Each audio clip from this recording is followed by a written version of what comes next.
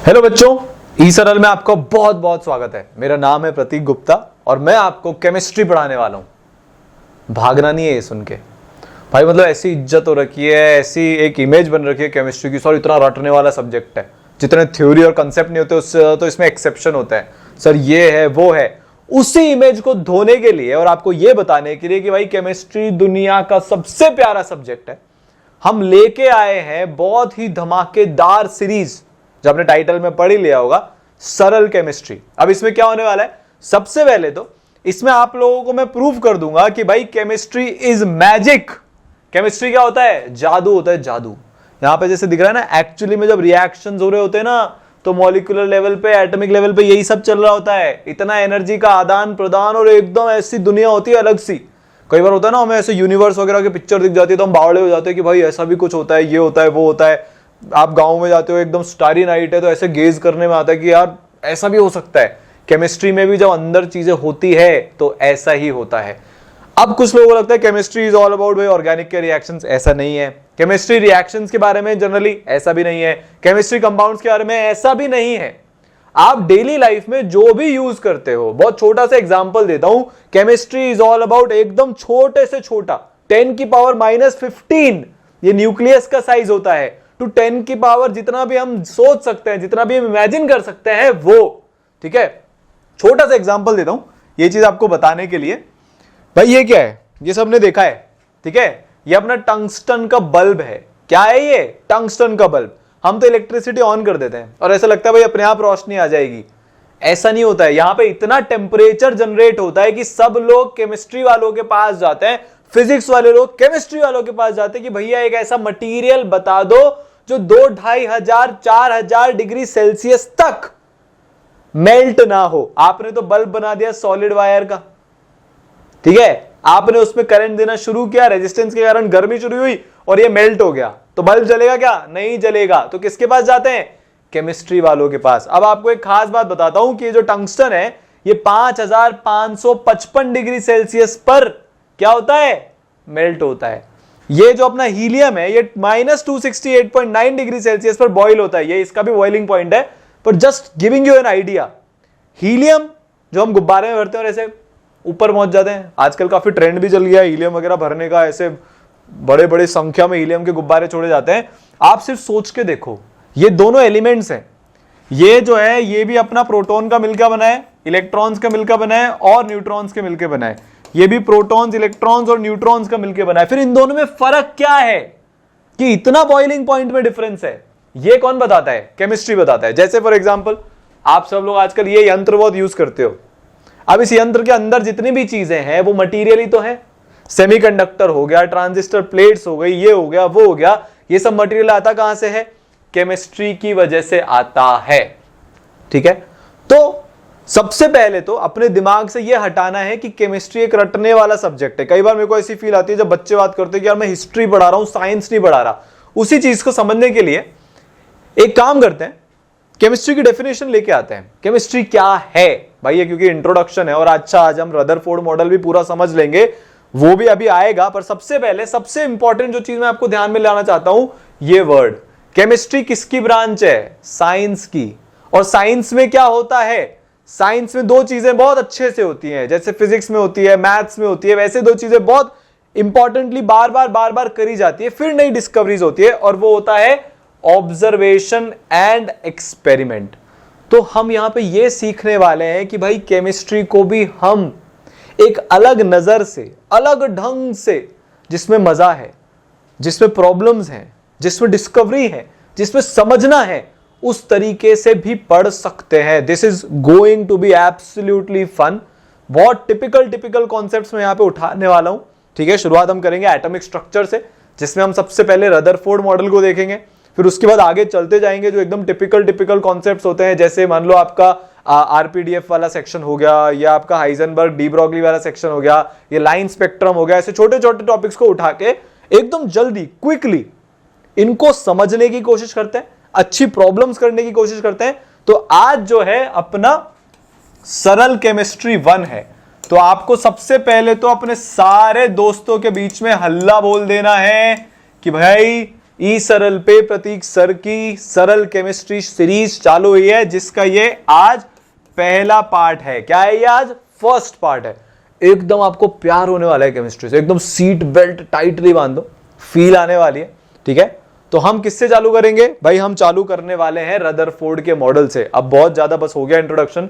ये चीजें अपने दिमाग में ध्यान रखना कि ये ऑब्जर्वेशन और एक्सपेरिमेंट पे बेस्ड साइंस का सब्जेक्ट है, ना कि रटने फटने वाला सब्जेक्ट है। अगर आप रटोगे तो फटेगा, और अगर समझोगे तो समझेगा। कुछ बच्चे क्या करते हैं, केमिस्ट्री चालू होते हैं सबसे पहले ये सोचते हैं ये रटना है, ये रटना है, ये रटना है। भाई एक टेक्निक बताऊंगा SDY, बाद में बताऊंगा जब उसका समय आएगा। केमिस्ट्री ऐसी हो जाएगी आपके लिए। तो चालू करते हैं।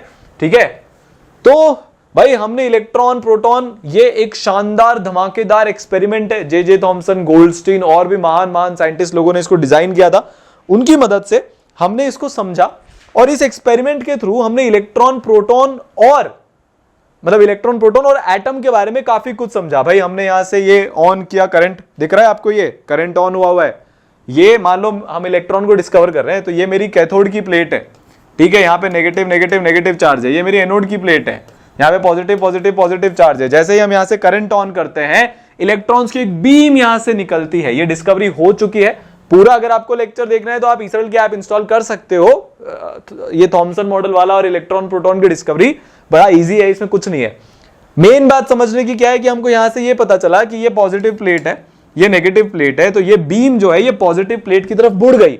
अब अगर एक बार बताओ, कोई चीज पॉजिटिव की तरफ मुड़ रही है तो वो खुद तो पॉजिटिव हो नहीं सकती, क्योंकि पॉजिटिव पॉजिटिव तो क्या करते हैं सर? रिपेल करते हैं। करते हैं कि नहीं करते हैं? पॉजिटिव पॉजिटिव क्या करता है? रिपेल करता है। और पॉजिटिव को अट्रैक्ट कौन करता है? नेगेटिव। ऐसे होता है यार दुनिया में, नेगेटिव लोग ज्यादा अट्रैक्ट करते हैं आपको, नेगेटिव न्यूज आपको ज्यादा अट्रैक्ट करती है। आजकल तो भाई एकदम ऐसे पहाड़ ही लगा हुआ है नेगेटिव न्यूज का। ठीक है, तो नेगेटिव पॉजिटिव की तरफ अट्रैक्ट हो गई। हम यहां पे क्या करते हैं, एक पेडल व्हील भी लगा देते हैं, ये उसको रोटेट फोटेट कर देता है, तो पता चल गया ये पार्टिकल्स की बनी हुई है। तो हमने डिस्कवर कर लिया इलेक्ट्रॉन को। किसको डिस्कवर कर लिया? इलेक्ट्रॉन को। सिमिलरली हमने प्रोटॉन को भी डिस्कवर कर लिया। फिर थॉमसन साहब ने अपना प्लम पुडिंग मॉडल भी दे दिया। क्या दे दिया? Plum pudding model. अब ये थोड़ा सा अंग्रेजी चीज है, ज्यादा बच्चों के समझ में आती नहीं है, ब्रिटिशर्स थोड़ी ना अपन, हम तो भारतीय हैं। इसको बोलते हैं तरबूज मॉडल। इसका एक नाम क्या है? तरबूज मॉडल। उन्होंने क्या बोला? जितना भी पॉजिटिव चार्ज है वो तरबूज का लाल खाने वाला जो पार्ट होता है वो है, जो नेगेटिव पार्ट है वो क्या है? जो इलेक्ट्रॉन्स है उनको उन्होंने किसके बराबर कंपेयर किया? कंपेयर किया तरबूज के बीज के बराबर। वो जो होते हैं ना काले काले बीज तरबूज में, यार तरबूज को तो सब इमेजिन कर ही सकते हो। जो ज्यादा अंग्रेज है उनके लिए वाटरमेलन। ठीक है, तो वाटरमेलन मॉडल भी हम इसको बोल सकते हैं। तो यहां से जे थॉमसन साहब ने अपना एक मॉडल दिया। अब आपको एक बड़ी इंटरेस्टिंग बात बताता हूं। जे थॉमसन है ना, ऐसे डूड थे एकदम, साइंटिफिक वर्ल्ड में उनकी इतनी इज्जत थी। उनकी लेबोरेटरी में ऐसे महान महान एकदम कलाकार लोग काम करते थे। उसमें से एक छोटू मोटू सा बच्चा था। क्या नाम था उनका? उनका नाम था रदरफोर्ड, अर्नेस्ट रदरफोर्ड। सारी दुनिया थॉमसन के मॉडल को बहुत शक की नजर से देख रही थी। इसमें ये गलत है, ये गलत है, ये गलत है, ये गलत है, यार ऐसा तो हो ही नहीं सकता।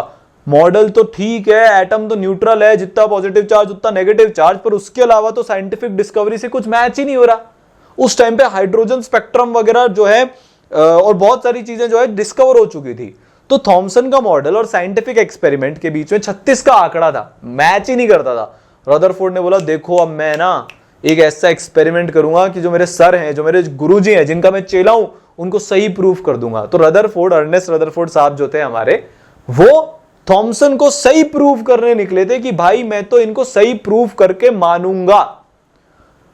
अब एक बात मेरे को बताओ, मान लो मैं आपको एक डब्बा दूं, ठीक है, ब्लैक बॉक्स है, एकदम सॉलिड डब्बा है, और आपको पता करना है, आप उसको आर पार नहीं देख सकते, आपको यह पता करना है कि भैया इस डब्बे के अंदर क्या है।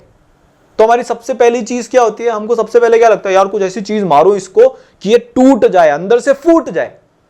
रदरफोर्ड ने भी ऐसे ही दिमाग लगाया कि यार अगर मैं किसी तरह एटम के अंदर घुस जाऊं, डाल्टन ने बोला था एटम इंडिविजिबल है, तो उस हिसाब से तो फिर इलेक्ट्रॉन प्रोटॉन होते ही नहीं, थॉमसन का मॉडल तो वहीं पे फट जाता, पर ऐसा हुआ नहीं। थॉमसन ने बोला इलेक्ट्रॉन है, प्रोटॉन है। अब पता यह करना था, प्रॉब्लम स्टेटमेंट क्या है, पता यह करना था कि भाई इलेक्ट्रॉन्स कहां पे रहते हैं एटम के अंदर, और प्रोटॉन कहां पे रहते हैं एक एटम के अंदर। क्या बोल रहा हूं मैं? अपना प्रॉब्लम स्टेटमेंट क्या है कि एक एटम के अंदर इलेक्ट्रॉन्स और प्रोटॉन्स, इनका अरेंजमेंट कैसा है। क्या कैसा है? अरेंजमेंट कैसा है। जैसे हमारे यार घर में, हमारे घर है, उसके एक प्रॉपर अरेंजमेंट होता है ना, ड्राइंग रूम यहां है, फिर किचन वहां है, फिर बाथरूम वहां है, फिर हमारे बेडरूम यहां है। वैसे ही अंदर से एक एटम कैसा दिखता है। अब एटम तो बहुत छोटा होता है, नेकेड आई से तो दिखता नहीं भाई, हमारा घर तो हमको नेकेड आई से दिख जाता है, पर एटम तो नहीं दिखता। तो रदरफोर्ड ने सोचा कि यार ऐसी प्रॉब्लम को टैकल करने के लिए मैं ना एटम के अंदर कोई चीज घुस जाए वो काम करता हूं। अगर मेरा एटम टूट के बिखर गया ना तो सब समझ में आ जाएगा एटम कैसा होता है। तो इसीलिए रदरफोर्ड साहब ने अपना काफी दिमाग लगाया और उन्होंने गोल्ड फॉइल एक्सपेरिमेंट नाम की चीज जो है, क्या बोला उन्होंने कि यार मैंने एक छोटी सी गोल्ड फॉइल लूंगा, उस पे मैं कुछ ऐसे पार्टिकल्स फेंकने वाला हूं कि वो मेरे एटम के अंदर जाके कुछ कुछ ऐसा कर दें जिससे मेरे को आइडिया लग जाए कि यार रदरफोर्ड का जो एक्सपेरिमेंट है, जो थॉमसन मॉडल को सही प्रूव करने के लिए उन्होंने चालू किया था, वो एकदम करेक्ट प्रूव हो जाए। अब उन्होंने दिमाग लगाना शुरू किया।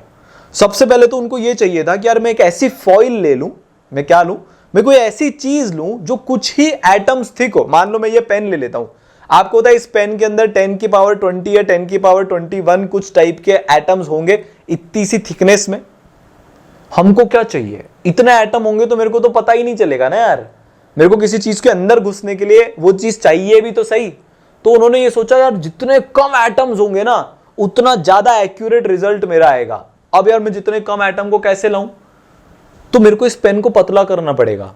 पतला करता जाऊंगा, पतला करता जाऊंगा, पतला करता जाऊंगा। एक प्रॉपर्टी होती है मटेरियल्स की जिसको हम मेलिएबिलिटी बोलते हैं। जब मेटलर्जी वगैरह पढ़ेंगे तब उसको बाद में देखेंगे।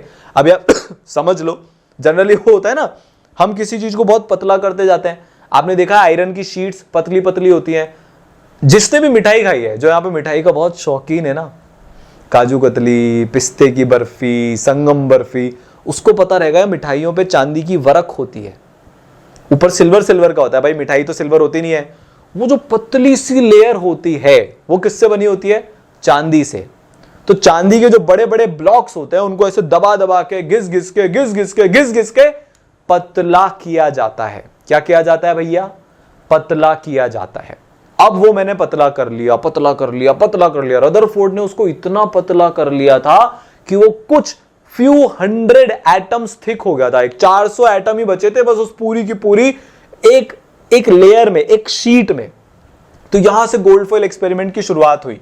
ठीक है, तो ये अपने रदरफोर्ड भाई साहब है, जिसको भी ढोक लगानी लगा लो, क्योंकि ये बहुत एक फेमस एक्सपेरिमेंट है।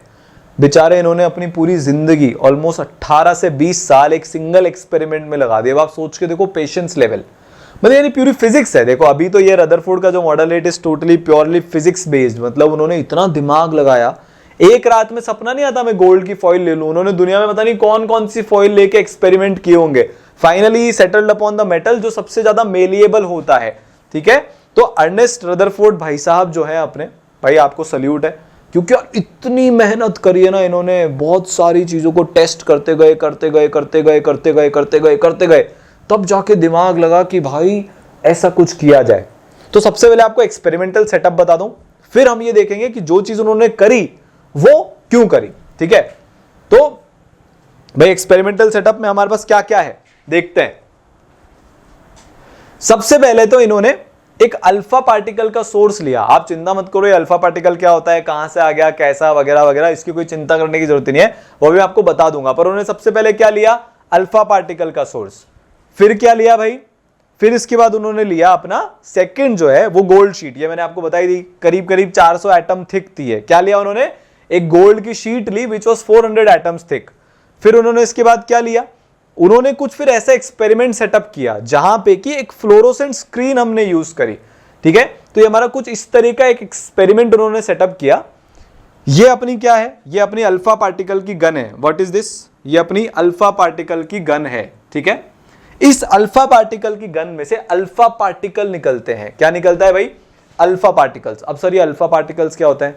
आप हीलियम के एटम को जानते हो, हीलियम के एटम में से पकड़ के 2 इलेक्ट्रॉन्स निकाल लो तो क्या बचेगा? हीलियम के एटम के अंदर जो 2 प्रोटॉन्स होते हैं वो बचेगा। तो positively charged helium particles +2 charge के साथ हीलियम के पार्टिकल्स होते हैं वो अल्फा पार्टिकल्स होते हैं। सर ये अल्फा पार्टिकल क्यों चाहिए? मैंने क्या बोला था, अपने पास एक डब्बा है जिसका नाम एटम है, एटम को अपने को तोड़ के देखना है तो पत्थर मारने पड़ेंगे ना जोर जोर से।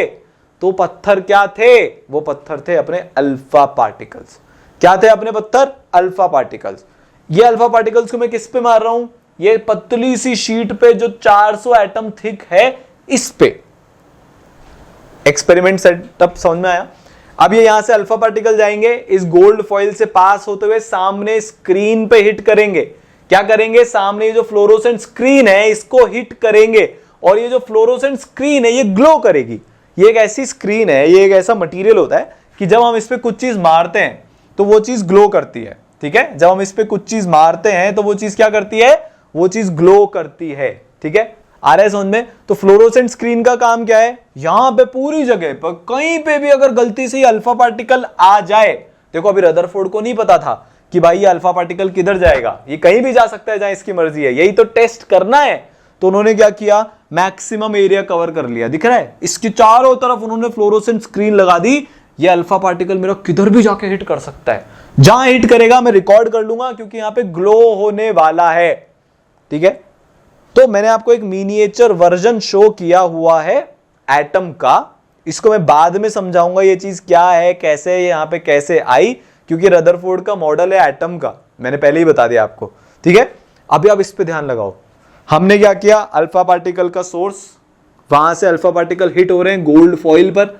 अब ये गोल्ड फॉइल से ये इधर भी जा सकते हैं, इधर भी जा सकते हैं, इधर भी जा सकते हैं, इधर भी जा सकते हैं, इधर भी जा सकते हैं। हमको नहीं पता, हमको कुछ नहीं पता ये किधर जाएंगे, देखने वाली बात है। देखें अब जादू होने वाला है। ये देखो ई सरल में हमने शुरुआत से ये बिलीफ रखा है कि अगर आपको कोई चीज दिखा दी ना होते हुए, अगर आपको वो चीज विजुअलाइज हो गई तो ना रटने की जरूरत है, ना 4 किताबें पढ़ने की जरूरत है, ना बार बार देखने की जरूरत है। बाहुबली को जब कटप्पा ने मारा था और पीछे आग लगी हुई थी और वो सीन हमारे सबके दिमाग में छपा हुआ है, उसकी जगह मैं आपको उसकी ऑडियो कैसेट दे दूं, कुछ नहीं समझ में आएगा। उसको मैं आपको चित्र के थ्रू समझाऊं, नहीं समझ में आएगा। चलता हुआ होना चाहिए, चलचित्र होना चाहिए, वीडियो होना चाहिए, विजुअलाइजेशन होना चाहिए। इसलिए हम लोग काफी एनिमेशन वगैरह यूज करते हैं ताकि आप सबको एकदम दिल में उतर जाए पढ़ाई, और पढ़ाई से प्यार हो जाए, मोहब्बत हो जाए। ठीक है, अब इस एक्सपेरिमेंट को चालू करते हैं।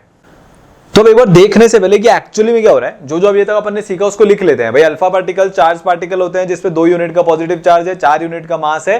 अल्फा पार्टिकल्स हीलियम के डबली चार्ज आयंस होते हैं, बेसिकली हीलियम एटम के डबली चार्ज आयंस। ठीक है, रदरफोर्ड ने गोल्ड थिन फॉइल को ही क्यों सेलेक्ट किया था गोल्ड की, क्योंकि हम ये चाहते थे कि कुछ ही एटम्स मिले ताकि एक्चुअली में एक्सपेरिमेंट हो सके।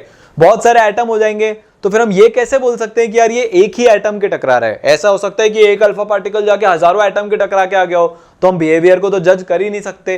ठीक है, और उन्होंने इसी thin foil of heavy gold metal, ये जो थिन फॉइल है, इसको हाई स्पीड अल्फा पार्टिकल्स, आप डब्बे को तोड़ना चाहते हो तो जोर से पत्थर फेंकोगे कि धीरे से, सर जोर से फेंकेंगे। अब अगर जोर से फेंकोगे तो अल्फा पार्टिकल को कैसे फेंकना था, जोर से फेंकना था। ठीक है, और अल्फा पार्टिकल में 4 का मास होता है, और 4 का mass is a very big mass, उसको हम कम मास नहीं मान सकते।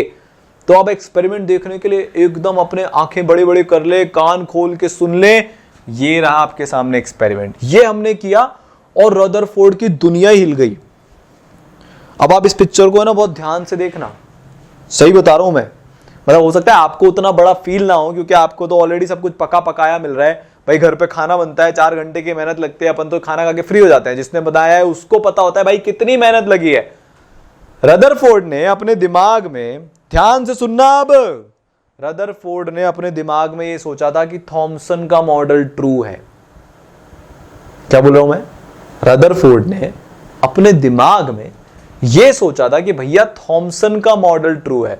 अब अगर थॉमसन का मॉडल ट्रू है तो थॉमसन के मॉडल में तो जितना भी पॉजिटिव चार्ज था वो पूरे के पूरे तरबूज में घुसा हुआ था, एक जगह पर तो कॉन्सेंट्रेटेड था नहीं। अब एक बात मान के चलो, मैंने सामने एक तरबूज रखा है और मैं उस पर शूट कर दूं गन से, तो वो गोली डिफ्लेक्ट होगी कि सीधी निकल जाएगी तरबूज को चीरते हुए? सर सीधी निकल जाएगी तरबूज को चीरते हुए। क्या यहां पे सीधी निकली क्या तरबूज को चीरते हुए? सिर्फ ये वाली कुछ कुछ सीधी निकली या फिर माइनर डिफ्लेक्शन के साथ निकली, पर ये जो है और ये जो है ये इतनी डिफ्लेक्ट हो गई कि रदरफोर्ड का माथा खराब हो गया। क्या खराब हो गया रदरफोर्ड का? रदरफोर्ड का माथा खराब हो गया कि भैया ये इतना डिफ्लेक्शन हुआ कैसे। उनकी गणित के हिसाब से तो सारी की सारी सीधी निकल जानी चाहिए थी, क्योंकि मैं तरबूज को गोली मारूंगा। एक बार आप खुद से इमेजिन करके देखो कितनी एब्सर्ड सी बात है। अगर मैं तरबूज को गोली मारूंगा तो वो गोली तरबूज में से एकदम सीधी निकल जाएगी, निकलेगी कि नहीं, या थोड़ी सी इधर होके निकल जाएगी, या थोड़ी सी उधर होके निकल जाएगी, पर ऐसा थोड़ी ना वापस मेरे पे आ जाएगी। रदरफोर्ड की आंखें फटी की फटी रह गई। उन्होंने ये एक्सपेरिमेंट हजारों बार रिपीट किया कि कुछ ना कुछ गड़बड़ हो रही है, कहीं और से पार्टिकल आ रहे, ये हो रहा है। हर बार सेम एक्सपेरिमेंटल रिजल्ट कि अल्फा पार्टिकल का डिफ्लेक्शन माइनर नहीं मेजर हो रहा था। अब मेरे को एक बात बताओ, अगर मैं एक बड़ी सी दीवार पे गोली चला रहा हूं तो वो गोली क्या होगी, ज्यादा आगे तो जा नहीं पाएगी, थोड़ा सा आगे जाके वापस पीछे डिफ्लेक्ट होके आ जाएगी, क्योंकि दीवार ज्यादा मैसिव है, वो गोली की रफ्तार झेल सकती है। तो अगर कोई चीज टकरा के गोल्ड के एटम में से वापस आ रही है तो गोल्ड के एटम में कैसी चीज होनी चाहिए सर? बहुत भारी चीज होनी चाहिए। समझ में आ रहा है मैं क्या बोल रहा हूं? थॉमसन ने बोला भैया सब जगह बराबर evenly distributed positive charge, evenly distributed mass, पर रदरफोर्ड के एक्सपेरिमेंट से क्या निकला कि मास इवनली डिस्ट्रीब्यूटेड नहीं है। कुछ जो सीधे चले गए वो तो किसी से नहीं टकरा रहे हैं या बहुत हल्के से मास से टकरा रहे हैं, पर कुछ जो लौट के आ गए, होते ना पलट पलट पलट, तो जो लोग पलट के वापस आ गए वो कोई ऐसी चीज से टकराए एटम के अंदर जो इतनी भारी है कि इतने तेज रफ्तार से और इतने मैसिव अल्फा पार्टिकल्स को झेलते हुए उन्होंने उस गोली को, अल्फा पार्टिकल वाली बुलेट को वापस लौटा दिया। रदरफोर्ड की दुनिया हिल गई। रदरफोर्ड के साथ जो दो लोग और एक्सपेरिमेंट कर रहे थे उनका भी दिमाग खराब हो गया, ये चल क्या रहा है भैया दुनिया में, क्योंकि थॉमसन ने तो जो एटम का मॉडल बोला था उससे तो ये ना हो पाए, कुछ तो अपने को और ही दिमाग लगाना पड़ेगा। तो क्या क्या फाइंडिंग्स आई, ऑब्जर्वेशन क्या क्या है? जब हम फास्ट मूविंग अल्फा पार्टिकल्स को बहुत थिन गोल्ड फॉइल से टकराते हैं वैक्यूम में, अच्छा ये भी इंपॉर्टेंट बात है, उसके अंदर वैक्यूम भी था, वो जो अपन ने एक्सपेरिमेंटल सेटअप देखा था ना वहां पे क्या था, वैक्यूम। कौन कौन लोग वैक्यूम का मतलब समझते हैं? सर हम समझते हैं। कौन कौन नहीं समझते? सर हम नहीं समझते। तो जो नहीं समझते उनको बता रहा हूं और जो समझते हैं वो भी सुन लेना।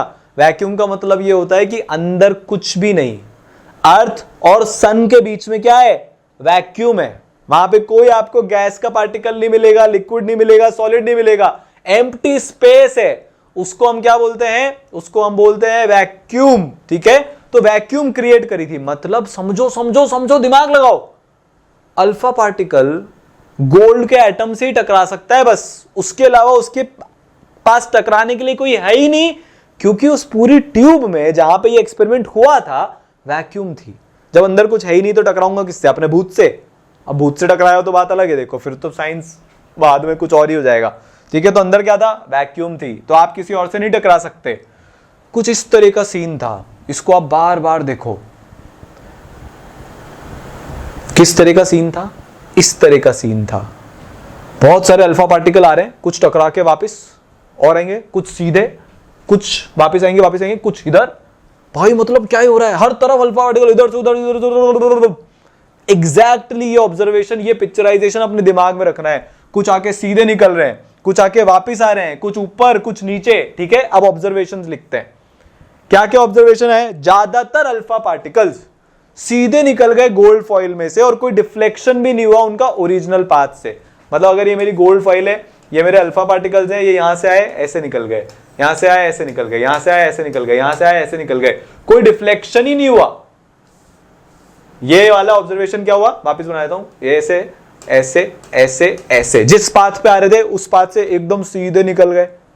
ठीक है, अगर मान लो 20,000 पार्टिकल टकरा रहे हैं तो उसमें से 19,990 ऐसे निकल गए। ज्यादातर पार्टिकल कैसे निकले? एकदम सीधे। ऐसा हुआ मैं चल रहा हूं आराम से, हवा में चलता रहता हूं ना मैं, कोई मेरे वो ही नहीं है, चलता जा रहा हूं, कोई रेस्ट्रिक्शंस ही नहीं है, तो सीधा सीधा चलता जाऊंगा, कोई टकरा ही नहीं रहा। तो 99.99% पार्टिकल्स को कोई ऑब्स्ट्रक्शन ही नहीं मिला। वो एकदम जिस लाइन से चल रहे थे अल्फा पार्टिकल्स एकदम उसी लाइन से निकल गए। बहुत इंपॉर्टेंट चीज है, दिमाग में रखना। ठीक है, तो ये तो कुछ ऐसा ही हुआ। मैंने गोली मारी, सीधी निकल गई। मैं बुलेट चलाऊंगा, सीधी निकल जाएगी। वापस देखोगे, हाँ भाई गोली वाली चीज है तो वापस देखोगे ही सही। देखो मैंने क्या किया, गोली चली और सीधी निकल गई। ठीक है, तो ये छेद करके सीधी निकल गई। ज्यादातर अल्फा पार्टिकल्स का यही वाला हाल था। कुछ अल्फा पार्टिकल्स छोटे छोटे एंगल से डिफ्लेक्ट हुए, जैसे मान लो ये मेरा ऐसा आया और ऐसा चला गया, ये मेरा ऐसा आया, बहुत बड़ा एंगल बना रहा हूं दिखाने के लिए, और ऐसा चला गया, ये मेरा ऐसा आया और ऐसा चला गया, ये मेरा ऐसा आया और ऐसा चला गया। तो कुछ कुछ जो है वो छोटे छोटे छोटे छोटे एंगल से डिफ्लेक्ट हुए। यहां तक सब कुछ रदरफोर्ड का जो है वो थॉमसन के मॉडल से अग्री कर रहा था, यहां तक हमको कोई दिक्कत ही नहीं है। तो 19,990 तो सीधे चले गए, 7-8 पार्टिकल जो है वो थोड़े थोड़े डिफ्लेक्ट हो गए। अब इसके बाद वाला जो आया बहुत ही कम अल्फा पार्टिकल, वो कंप्लीटली रिबाउंड हो गए हिट करके गोल्ड फॉइल को। अब ये चीज ने दुनिया पलट दी। ये चीज ने क्या कर दिया? ये चीज ने दुनिया पलट दी। भैया ऐसा हो गया, मतलब आपको बताता हूं मैं, कुछ जो पार्टिकल्स थे, कुछ अपने जो पार्टिकल्स थे वो सीधे आए इस डायरेक्शन में और इसी डायरेक्शन में वापस चले गए। मैं क्या बोल रहा हूं? सीधे सीधे सीधे सीधे आ रहे हैं वो वापस, सीधे सीधे सीधे सीधे आए वापस, सीधे सीधे सीधे सीधे आए वापस। ज्यादातर निकलने कैसे चाहिए थे? गोली की तरह एकदम सीधे, पर वो क्या हो गए? वापस चले गए। तो ये जो ऑब्जर्वेशन थी, ये ऑब्जर्वेशन ने आग लगा दी सारी दुनिया में, हमारे एटम की अंडरस्टैंडिंग को ही बदल दिया।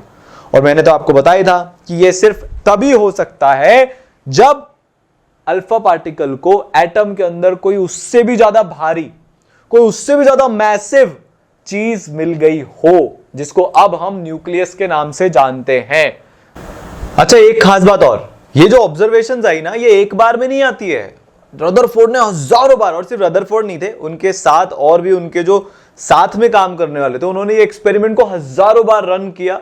बार बार सेम रिजल्ट्स आए। वो जो अपनी फ्लोरोसेंट शीट थी या फ्लोरोसेंट जो अपन ने एक वो लगाई थी जिसके ऊपर अल्फा पार्टिकल जाके हिट कर रहे थे और वहां पे वो चमक रहा था, एकदम अनएक्सपेक्टेडली सबने सोचा था गोल्ड फॉइल के जस्ट जो पीछे है सारी बार चमक वहीं पे आनी चाहिए, पर कभी इधर कभी उधर, कभी उधर कभी उधर, कभी उधर, कई बार एकदम रिबाउंड करके जो एक्सपेरिमेंटल रिजल्ट्स आए, रदरफोर्ड का इतना दिमाग खराब हो गया कि उनका एक ऑफिशियल रिकॉर्डेड स्टेटमेंट है।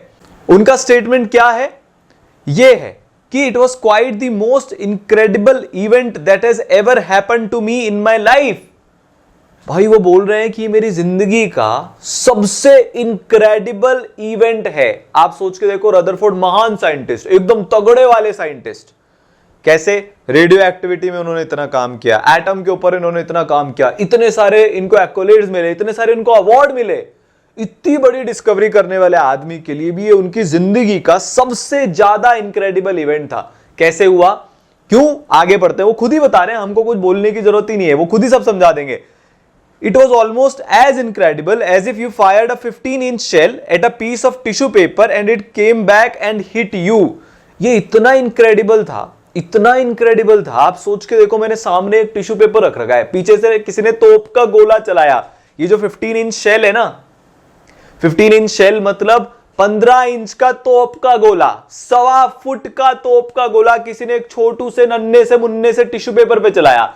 आप क्या एक्सपेक्ट करोगे? वो टिश्यू पेपर को फाड़ता हुआ जा रहा है, टिश्यू पेपर के चिथड़े उड़ गए, वो एकदम तहस नहस हो गया। पर एक्चुअली में होता क्या है, टिश्यू पेपर आपने पकड़ रखा है कि ये तो फाड़ के जाएगा, और वो आपके ऊपर आके हिट कर गया, हम खत्म, खल्लास। मतलब रदरफोर्ड का दिमाग खराब हो गया कि भाई साहब ये चल क्या रहा है, ये हो कैसे सकता है। आप सोच के देखो उनको कैसा लगा होगा ये, है ना। तो अब इस पे बेस्ड उन्होंने क्या किया, अपने कंक्लूजन्स ड्रॉ करने शुरू किए। एक्सपेरिमेंटल रिजल्ट अपने को पता है, 20,000 में से ज्यादातर पार्टिकल्स एकदम सीधे चले गए, कुछ पार्टिकल्स में माइनर डिफ्लेक्शन आया, और कुछ पार्टिकल्स एकदम रिबाउंड हो गए या उनका डिफ्लेक्शन बहुत बड़ा था। तो बेसिकली कंक्लूजन जब हम रदरफोर्ड के देखेंगे, पहले एक बार तो रदरफोर्ड साहब को लेके आते हैं, उनको नमन करते हैं। तो रदरफोर्ड ने अपने अल्फा पार्टिकल स्कैटरिंग एक्सपेरिमेंट से, या फिर इसको गोल्ड फॉइल एक्सपेरिमेंट भी बोला जाता है, उससे कंक्लूड की कुछ चीजें कि जो ज्यादातर स्पेस है एटम के अंदर वो एम्प्टी होती है। भाई सारे के सारे पार्टिकल एकदम सीधे चले गए। यार एक वो फेंसिंग होती है ना हमारे घर के बाहर, वायरिंग लगी होती है, एक वायर फिर बहुत जगह, दूसरा वायर फिर बहुत जगह, तीसरा वायर बहुत जगह। मान लो मैं बैठ के वहां से पत्थर फेंक रहा हूं, कुछ कुछ खाता जा रहा हूं और पत्थर फेंकता जा रहा हूं, ज्यादातर पत्थर एकदम सीधे चले जाएंगे क्योंकि मोस्टली जगह एम्प्टी है, खाली है।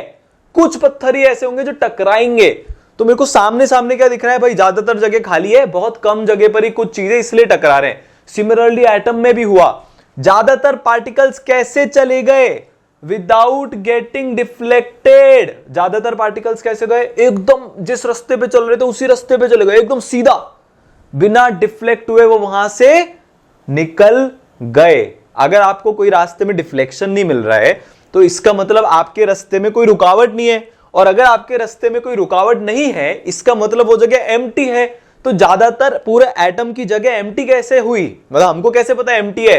रदरफोर्ड के एक्सपेरिमेंट से हमको पता चला कि भैया कोई डिफ्लेक्शन ही नहीं है, तो मतलब ज्यादातर एटम एम्प्टी है। ये होता है एक्सपेरिमेंटेशन, ये होता है कुछ नया इन्वेंशन, ये होती है साइंस की ब्यूटी। आप सोच के देखो, हमने कुछ गैस नहीं किया, भैया ज्यादातर पार्टिकल्स बिना डिफ्लेक्ट हुए जा रहे हैं, इसका मतलब रास्ते में कुछ नहीं है, इसका मतलब एटम का most of the part empty है। ये पहला कंक्लूजन कि most of the part of the atom is empty. चलो फोड़ दिया, एक कंक्लूजन आ गया। कुछ अल्फा पार्टिकल्स का माइनर डिफ्लेक्शन हुआ था और कुछ का बहुत ही कम का, 20,000 में से 1-2 का मेजर डिफ्लेक्शन होता है। इसका मतलब कुछ ना कुछ तो उनके पाथ में ऑब्स्ट्रक्शन आया है। भाई मैंने एक बुलेट मारी और वो बुलेट आगे ही नहीं गई, टकरा के वापस आ गई, इसका मतलब उसको रोकने के लिए कोई ना कोई तो खड़ा था। जब भी मैं ये स्टेटमेंट पढ़ता हूं तो मेरे को ना, एक डार्क नाइट मूवी है, मेरी one of the favourite movie है, क्रिस्टोफर नोलान की, क्रिश्चियन बेल है उसमें जोकर एक डायलॉग मारता है, उसका कुछ एसेंस आपको बताया था, एग्जैक्टली डायलॉग तो याद नहीं है, कि इमूवेबल फोर्स मूव्स, मतलब कुछ तो ऐसा है कि भाई कोई ऐसा फोर्स जिसको कोई रोक नहीं सकता, एक ऐसे ऑब्जेक्ट पे जाके मिलता है जिसको कोई हिला नहीं सकता। तो अल्फा पार्टिकल हमारे एक ऐसा फोर्स है जिसको कोई रोक नहीं सकता, और उसको जो ऑब्स्ट्रक्शन मिला वो एक ऐसा ऑब्स्ट्रक्शन है जिसको कोई हिला नहीं सकता। तो जो उसमें जोकर होता है ना, वो तो होता है जो ऐसा फोर्स है जिसको कोई नहीं रोक सकता, और जो अपना बैटमैन होता है वो ऐसा होता है, ऐसा ऑब्स्ट्रक्शन होता है जिसको कोई हिला नहीं सकता। एग्जैक्टली अल्फा पार्टिकल के एक्सपेरिमेंट में भी ऐसा ही हुआ। ठीक है, तो भाई कोई तो ऐसी चीज है जो अल्फा पार्टिकल जितने भारी पार्टिकल को और इतने एनर्जेटिक पार्टिकल को, जिसने हमने इतनी एनर्जी दी है, उसको रोक लिया, उसको डिफ्लेक्ट बैक कर दिया, पूरा का पूरा 180 डिग्री से रिकॉइल कर दिया। मतलब कोई तो तगड़ा वाला ऑब्स्ट्रक्शन बीच में बैठा है। ज्यादातर space of the atom empty, खाली, और छोटा सा कोई सा ऑब्स्ट्रक्शन है जो बीच में बैठा हुआ है। आप लोग सुन रहे हो कि नहीं सुन रहे हो, समझ रहे हो कि नहीं समझ रहे हो? ठीक है, चलो इससे थोड़ा सा और करते हैं। अब इस ऑब्स्ट्रक्शन के बारे में हम क्या गैस कर सकते हैं? हमको अब तो समझ में आ ही गया कि ये एकदम छोटा होना चाहिए। यार 20,000 में से 1-2 पार्टिकल ही टकरा रहे हैं, बाकी सब एकदम सीधे के सीधे जा रहे हैं, मतलब ये ऑब्स्ट्रक्शन छोटू सा होना चाहिए। जैसे वो वायर एकदम पतलू सा होता है, छोटू सा होता है, तभी तो कुछ पत्थर उसके टकराते हैं। ऐसे ही ऑब्स्ट्रक्शन बहुत स्मॉल होना चाहिए, क्योंकि कुछ कुछ पार्टिकल्स इससे ऑब्स्ट्रक्ट हुए थे। ठीक है, हर अल्फा पार्टिकल के पास हमको पता है 4 यूनिट का मास है और वो बहुत हैवी होता है, उसको हमने एनर्जी भी बहुत दी है। तो वो अगर कोई लाइट ऑब्स्ट्रक्शन होता, जैसे टिश्यू पेपर, एक अपने बुलेट के सामने एक टिश्यू पेपर रख दूं तो वो उसको चीर फाड़ के निकल जाएगी।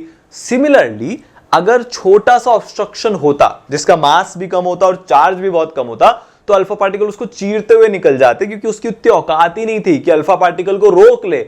बुलेट को कौन रोक सकता है? एक लंबी चौड़ी दीवार, ठीक है, या एकदम बुलेट प्रूफ जैकेट या बुलेट प्रूफ ग्लास। आपको बुलेट जैसी चीज को रोकने के लिए उसके जितना ही खतरनाक वाला ऑब्स्ट्रक्शन चाहिए। तो रदरफोर्ड ने यह कंक्लूड किया कि भैया लाइट ऑब्स्ट्रक्शन तो हो ही नहीं सकता। ऑब्स्ट्रक्शन तो, उन्होंने क्या बोला कि लाइट ऑब्स्ट्रक्शन तो हो ही नहीं सकता, ऑब्स्ट्रक्शन तो अपना भारी ही होना चाहिए। तो जो नेक्स्ट कंक्लूजन आ रहा है वो यही आ रहा है कि पॉजिटिवली चार्ज अल्फा पार्टिकल्स के ऊपर पॉजिटिव चार्ज होता है, तो आपके ऑब्स्ट्रक्शन को भी कैसा होना पड़ेगा? Positively charge.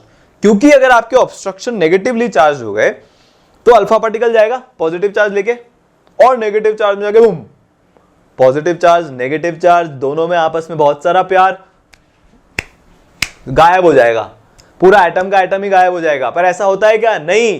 क्या हो रहा है? रिपल्शन। तो अल्फा पार्टिकल जो पॉजिटिवली चार्ज है उसको रिपेल कौन करेगा? कोई ऑब्स्ट्रक्शन जो खुद भी पॉजिटिवली चार्ज हो। तो हमको क्या पता चला कि भाई यहां पे पॉजिटिव चार्ज होना चाहिए है अपने ऑब्स्ट्रक्शन के पास। क्यों? क्योंकि similarly charge particles always ripple each other. तो क्योंकि अल्फा पार्टिकल के पास पॉजिटिव चार्ज है तो मेरा ऑब्स्ट्रक्शन के पास भी पॉजिटिवली चार्ज होना पड़ेगा, और ये पॉजिटिव चार्ज स्मॉल नहीं हो सकता, लार्ज साइज, मास और चार्ज के साथ होना पड़ेगा, क्योंकि अल्फा पार्टिकल वापस आ गए कुछ 180 डिग्री से रिकॉइल होके। पूरे एक्सपेरिमेंट की जान कौन है? वो 180 डिग्री से जो रिपेल हुआ ना, 180 डिग्री से जो रिकॉइल हुआ, वो वाला अल्फा पार्टिकल। ठीक है, तो बहुत small fraction of alpha particle 180 degree से डिफ्लेक्ट हुए थे। मतलब सारा का सारा पॉजिटिव चार्ज और मास जो गोल्ड के एटम का है, वो एक छोटी सी वॉल्यूम में ही कॉन्सेंट्रेटेड है, एक छोटी सी वॉल्यूम में कॉन्सेंट्रेटेड है, होना ही पड़ेगा। नहीं हुआ तो अल्फा पार्टिकल चीर के वापस निकल जाएगा। तो आप सोच के देखो, ज्यादातर space of the atom empty, पूरा का पूरा मास, पूरा का पूरा चार्ज एक जगह पर घुसा हुआ है। उस जगह का नाम हम जानते हैं, उस जगह का नाम होता है न्यूक्लियस। ये रदरफोर्ड ने नाम दिया था। रदरफोर्ड ने इस छोटे से डेंस और पॉजिटिवली चार्ज ऑब्स्ट्रक्शन को बोला न्यूक्लियस, क्योंकि न्यूक्लियस का मतलब होता है सेंटर। तो उन्होंने बोला भाई एटम का एक सेंटर होता है जो बहुत मासिव है, एटम का सारा मास वहीं पे है, और जो पूरा पॉजिटिव चार्ज लेके बैठा है वो सेंटर में रहता है, और उसको मैं बोलूंगा, और हम सब भी उसको किस नाम से जानते हैं? उसको हम जानते हैं न्यूक्लियस के नाम से। किस नाम से जानते हैं? न्यूक्लियस के नाम से। तो यहां पे न्यूक्लियस की डिस्कवरी हो चुकी है। तो रदरफोर्ड ने प्रेडिक्ट किया कि सारे के सारे प्रोटॉन्स जो हैं एटम के, वो इस छोटे से स्पेस मतलब न्यूक्लियस में प्रेजेंट है। तो प्रोटॉन कहां पे रहते हैं? न्यूक्लियस में रहता है। न्यूक्लियस कहां पे रहता है? एटम के सेंटर में रहता है। न्यूक्लियस का साइज कैसा होता है? बहुत छोटा। मास कैसा होता है? ज्यादातर एटम का मास उसी में होता है, वो बहुत डेंस होता है, छोटू सा पर बहुत भारी सा। तो डेंसिटी क्या होती है? Mass upon volume. तो वॉल्यूम तो बहुत कम है, मास बहुत ज्यादा है, तो न्यूमरेटर ज्यादा डिनोमिनेटर कम, तो डेंसिटी क्या हो जाएगी? बहुत ही ज्यादा। तो डेंसिटी विल बी हाई, बहुत डेंस होता है अपना न्यूक्लियस। ठीक है, तो जो अपना रदरफोर्ड का एटम है वो कुछ ऐसा दिखता है। कैसा दिखता है? वो कुछ ऐसा दिखता है। अरे इधर आ। तो इलेक्ट्रॉन्स जिनका नेग्लिजिबल मास होता है और नेगेटिव चार्ज होता है, वो इस एक्स्ट्रा न्यूक्लियर पोर्शन, इसको हम क्या बोलते हैं? इस पोर्शन को हम एक्स्ट्रा न्यूक्लियर पोर्शन बोलते हैं। न्यूक्लियर के बाहर वाला पोर्शन है, यहां पर रहते हैं और रिवॉल्व करते रहते हैं। क्या करते रहते हैं? इस एक्सपेरिमेंट के बेसिस पर रदरफोर्ड ने अपना nuclear model of an atom दिया, जिसके ये फीचर्स हैं। भैया अपन ने कंक्लूजन निकाल लिया, तो उसके फीचर भी देख लेते हैं। पॉजिटिवली चार्ज सेंटर है एटम के अंदर, जिसको हम न्यूक्लियस बोलते हैं। सारा मास, सारा चार्ज एटम का यहीं पे रहता है। पॉजिटिव चार्ज की बात हो रही है, नेगेटिव चार्ज तो इलेक्ट्रॉन के पास, पॉजिटिव चार्ज न्यूक्लियस के अंदर। ठीक है, और साइज ऑफ न्यूक्लियस बहुत छोटी होती है as compare to size of the atom. Nucleus का साइज 10⁻⁻15 मीटर का होता है, एटम का साइज 10⁻⁻10 मीटर के अराउंड होता है। तो न्यूक्लियस जो है 10⁵ टाइम्स छोटा है। इसका आइडिया कैसे लगा सकते हैं? फुटबॉल का स्टेडियम है, बीच में सेंटर में फुटबॉल रखी हुई है, ये तो हो गया न्यूक्लियस। और जो पूरा स्टेडियम है, बड़ा सारा स्टेडियम एकदम वर्ल्ड कप फाइनल वाला, वो हो गया अपना एटम। ये साइज का डिफरेंस है, 10⁵ की आपको फील दे रहा हूं। ठीक है, इलेक्ट्रॉन्स रिवॉल्व अराउंड करते हैं न्यूक्लियस के सर्कुलर पाथ्स में। ठीक है, रदरफोर्ड मॉडल को हम प्लैनेटरी मॉडल भी बोलते हैं। क्या बोलते हैं? Planetary model of the atom भी बोलते हैं, क्योंकि ये सोलर सिस्टम के जैसा दिखता है। तो सोलर सिस्टम को तो आप सब जानते ही हो, मैं यहां से हट जाता हूं, आप फील ले लो। बीच में हमको क्या दिख रहा है? सन दिख रहा है। और क्या दिख रहे हैं हमको प्लैनेट्स दिख रहे हैं। तो जो सन है वो तो न्यूक्लियस है, और जो प्लैनेट्स हैं वो अपने इलेक्ट्रॉन्स हैं। ठीक है, तो रदरफोर्ड ने अपनी इंस्पिरेशन प्लैनेटरी मॉडल से ली कि यार एटम में भी ऐसा होता होगा। उनको ना ब्यूटी ऑफ नेचर पे पूरा भरोसा था कि भाई जैसा सबसे बड़ी चीज में होता है यूनिवर्स में, वैसे ही सबसे छोटू में भी होता होगा, क्योंकि नेचर तो कंसिस्टेंट होता है ना। तो इसलिए उन्होंने इसको ऐसा बोला। तो हमारा एटम कैसा दिखता है भाई? अब ये ईसरल की पावर है, आपको विजुलाइज कराएंगे। तो जो लाल वाले हैं वो इलेक्ट्रॉन्स हैं, और जो ब्लू वाला है वो न्यूक्लियस है। तो इलेक्ट्रॉन्स तो डिच्चिक डिच्चिक डिच्चिक डिच्चिक घूमते रहते हैं, और न्यूक्लियस अपना बीच में सेंटर में बैठा हुआ पूरा एटम को गवर्न कर रहा होता है। सारा पॉजिटिव चार्ज कहां है? यहां पे। नेगेटिव चार्ज कहां है? ये जो घूम रहे हैं। ऐसा ट्रिपी सा हिप्नोटिक होता है एकदम, देखते रहो देखते रहो। ठीक है, तो ये अपना कौन हो गया? रदरफोर्ड के हिसाब से अपना एटम ऐसा दिखता है। क्लियर? निहार लो, देख लो, याद कर लो, समझ लो। समझना बेटर है, याद करोगे तो भूल जाओगे। ठीक है, आगे चलते हैं। अब जैसे उन्होंने ये दिया, दो समस्याएं खड़ी हो गई। सारे लोगों ने चिल्लाना शुरू कर दिया, नहीं नहीं हम नहीं मान सकते, सॉरी ये वो। क्यों चिल्लाना शुरू कर दिया? उन्होंने बोला भैया तुम एक ऐसी बात बोल रहे हो जिसको सुन के सारे फिजिक्स वाले आके तुम्हें मारेंगे। रदरफोर्ड ने बोला क्या? बताते हैं ना, 2 मिनट शांति तो रखो, कुछ डिस्कवर कर लिया तो ज्यादा खुश हो क्या? उन्होंने देखो सुनो, तुमने बोला सारे प्रोटॉन छोटी सी जगह पर है, तो प्रोटॉन प्रोटॉन जो रिपेल करते हैं उसका क्या करोगे? रदरफोर्ड चुप, ये तो मैंने सोचा ही नहीं, ये तो पहली प्रॉब्लम थी, इसके बारे में रदरफोर्ड दिमाग लगाते उससे पहले दूसरी प्रॉब्लम तो उनको खुद को पकड़ाई में आ गई। हीलियम में 2 प्रोटॉन होते हैं पर उसका मास 4 प्रोटॉन के बराबर आ रहा था, तो ये बाकी 2 प्रोटॉन का मास कहां से आया? Mass of atoms was approximately coming out to be double the mass of protons. भाई प्रोटॉन 2 है, मास 4 के बराबर आ रहा है, तो ये 2 कौन से पार्टिकल्स हैं? ये कहां से आ गया भैया? ये तो हमने कभी सोचा ही नहीं। ये 2 प्रॉब्लम्स ने रदरफोर्ड की जान निकाल के रख ली कि पहले तो तुम ये बताओ कि प्रोटॉन प्रोटॉन इतने आसपास में स्टेबल कैसे हैं, दूसरा तुम ये बताओ कि वो जो एक्स्ट्रा मास है वो कहां गया। तो भारी समस्या चल रही थी। जैसे He है, उसमें 2 प्रोटॉन्स होते हैं, मास अप्रोक्सीमेटली 4 प्रोटॉन्स का होता है। तो इस प्रॉब्लम को देखते हुए और रदरफोर्ड पे थोड़ी सी दया खाके, मतलब पूरी साइंटिफिक कम्युनिटी को ही बहुत चिंता थी कि ये क्या हो गया, तो हमारे एक साइंटिस्ट आए जिनको हम जानते हैं जेम्स चैडविक नाम से। वो पता है कुछ कुछ एक्सपेरिमेंट कर रहे थे रेडियो एक्टिविटी पे। रेडियो एक्टिविटी क्या होता है या बाद में पढ़ लोगे, ज्यादा दिमाग मत लगाना। अच्छा, आप सारे बच्चों की एक टेंडेंसी होती है, आपको क्या 100 में से 90 चीजें समझ में आ गई, 10 चीजें जो आपको लेटर ऑन समझने में आने वाली है, आप अपना सारा फोकस सारी एनर्जी उन 10 चीजों पे लगा दोगे। भाई अभी नहीं समझा सकते रेडियो एक्टिविटी क्या होती है, अभी उसको नहीं बता सकते, बाद में क्या बताऊंगा, और सारा कोर्स एक चैप्टर में ही खत्म नहीं होगा। बस मान लो रेडियो एक्टिविटी नाम की कोई चीज होती है, भूल जाओ कि सर ने ऐसा कुछ बोला था, बाद की बात में देखेंगे। तो ये जो एन जो है, जिनको हम न्यूट्रॉन के नाम से जानते हैं, इन्होंने सारी प्रॉब्लम सॉल्व कर दी। ठीक है, तो ये अपने चैडविक भाई साहब, जेम्स चैडविक, इन्होंने क्या किया, एक बेरिलियम का एटम लिया, उस बेरिलियम के एटम पर इन्होंने अल्फा पार्टिकल मारा। जैसे इन्होंने अल्फा पार्टिकल मारा तो एक पार्टिकल निकल रहा था। वापस से देखते हैं इसको। जेम्स चैडविक ने क्या किया, बेरिलियम का एटम लिया, विजुअलाइजेशन की पावर है ये, एक अल्फा पार्टिकल उन्होंने इस पे मारा। वो ऐसे ही करते रहते थे, अलग अलग एटम पे अल्फा पार्टिकल मारते रहते थे, देखते रहते थे क्या हो रहा है यहां से। तो एक पार्टिकल निकला जिसके नेचर के बारे में हमको कुछ नहीं पता था। यह पार्टिकल डिटेक्ट करना बहुत मुश्किल था। क्यों? क्योंकि भाई इस पे कोई चार्ज ही नहीं था। हम इसको इलेक्ट्रिक फील्ड में रखते थे, सीधा पास हो रहा है, मैग्नेटिक फील्ड में रखते थे, सीधा पास हो रहा है, डिफ्लेक्ट ही नहीं हो रहा है। सबका दिमाग खराब हो गया, दिमाग खराब चल रहा है। फिर जो है अक्कल लगाई चैडविक ने कि यार ये देखो इलेक्ट्रिक फील्ड में डिफ्लेक्ट नहीं हुआ, एकदम सीधा का सीधा चला गया, इसका मतलब ये न्यूट्रल है। बेरिलियम के एटम के बारे में, हीलियम के एटम के बारे में सोचते हैं, 2 प्रोटॉन है 2 इलेक्ट्रॉन है, चार्ज बैलेंस हो चुका है। अच्छा, एटम की सबसे बड़ी खास बात ये होती है कि वो इलेक्ट्रिकली न्यूट्रल होता है। तो रदरफोर्ड ने बोला कि भाई 2 प्रोटॉन है 2 इलेक्ट्रॉन है, सबने मान लिया। फिर 2 एक्स्ट्रा मास कहां से आया? चार्ज तो और आ नहीं सकता, तो मतलब एटम के अंदर कोई एक ऐसा पार्टिकल होना चाहिए जिसमें चार्ज नहीं हो। वापस से बोलता हूं, एटम के अंदर एक ऐसा पार्टिकल होना चाहिए जिसमें चार्ज नहीं हो। ओ हो।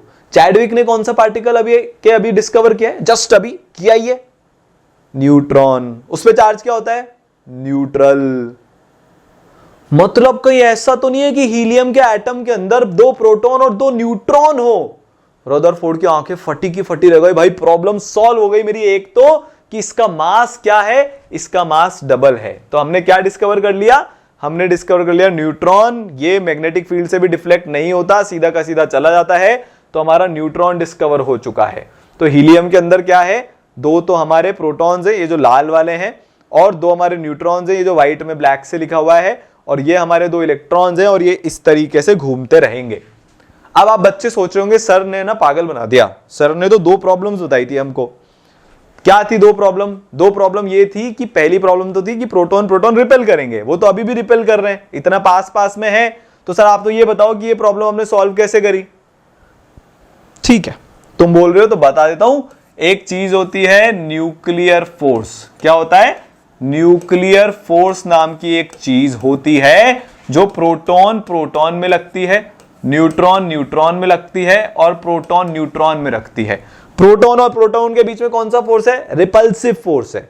प्रोटॉन और न्यूट्रॉन के बीच में कौन सा फोर्स है? अट्रैक्टिव फोर्स है। न्यूट्रॉन न्यूट्रॉन के बीच में कौन सा फोर्स है? अट्रैक्टिव फोर्स है। तो दो फोर्स लग रहे हैं। कौन सा?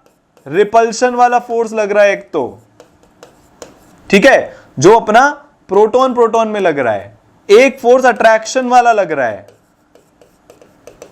ठीक है, वो किस में लग रहा है? प्रोटॉन न्यूट्रॉन में लग रहा है। अभी ऐसा मान के चलते हैं, तो न्यूट्रॉन ने, एक सिंगल पार्टिकल ने दोनों प्रॉब्लम सॉल्व कर दी।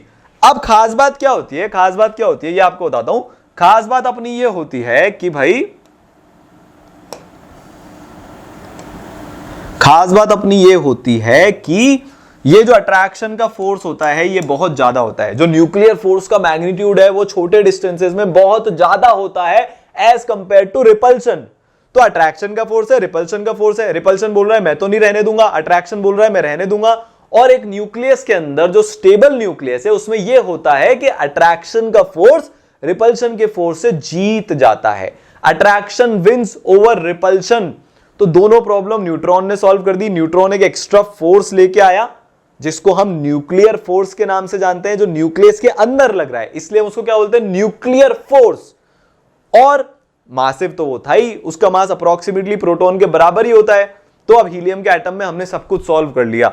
ये दो न्यूट्रॉन है, दो प्रोटॉन है और दो इलेक्ट्रॉन है। ये पूरा हीलियम का एटम मेरा ऐसा का ऐसा दिखता है। रदरफोर्ड ने बहुत बड़ी डिस्कवरी और चैडविक की मदद से तो फोड़ ही दिया उन्होंने, और न्यूक्लियर फोर्स के कारण अपना न्यूक्लियस स्टेबल रहता है। अब कुछ बच्चे समझेंगे कि यहां रिपल्शन नहीं लग रहा। भैया रिपल्शन लग रहा है, पर रिपल्शन से ज्यादा अट्रैक्शन लग रहा है।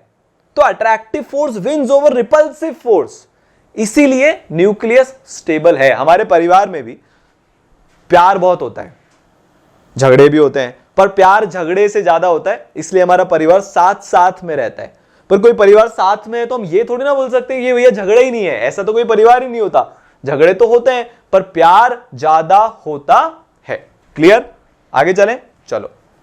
तो भाई हमने ना आज उतना जान लिया जितने साइंटिस्ट लोगों को, महान महान साइंटिस्ट, आइंस्टाइन, रदरफोर्ड, प्लैंक के बारे में भी हम देखेंगे, उनको जानने में इस चीज को सालों दशकों लग गए थे। लोगों की जीवन भर की मेहनत है। हमने ऐसे तीन पार्टिकल के बारे में जान लिया आज, ठीक है। इलेक्ट्रॉन, उसका आपको नेगेटिवली चार्ज होता है, मास ये है, ये याद रखना है। फिर प्रोटॉन और फिर अपना न्यूट्रॉन। ये पूरी चीज आपको याद रखनी है, you should note it down, ठीक है। तो यार देखो, सरल केमिस्ट्री में हम यही करने वाले हैं कि भाई मैं अपनी पूरी एनर्जी और जितना आज तक केमिस्ट्री को समझा है, जाना है, जिया है, इतने सालों से वही कर रहा हूं, वो आप तक पहुंचाने की कोशिश करूंगा। ये सब्जेक्ट बहुत ब्यूटीफुल है, और अगर आपको यार ऐसा कंटेंट और चाहिए है, अगर आपको ये यूजफुल लग रहा है, तो आपको चैनल को यार सब्सक्राइब तो करना पड़ेगा, आपको लाइक करना पड़ेगा, शेयर करना पड़ेगा। भैया हम कहां से मोटिवेशन लाएंगे? दिन रात आपके लिए लगे रहते हैं। जितनी अपने पास एनर्जी है, जितने रिसोर्सेज हैं, जितनी ताकत है, सब कुछ, कोई पर्सनल लाइफ नहीं, कुछ नहीं, सिर्फ आप लोगों के लिए लगे हुए हैं एकदम दिन रात। पूरी सरल की टीम, एनके सर, सारांश सर।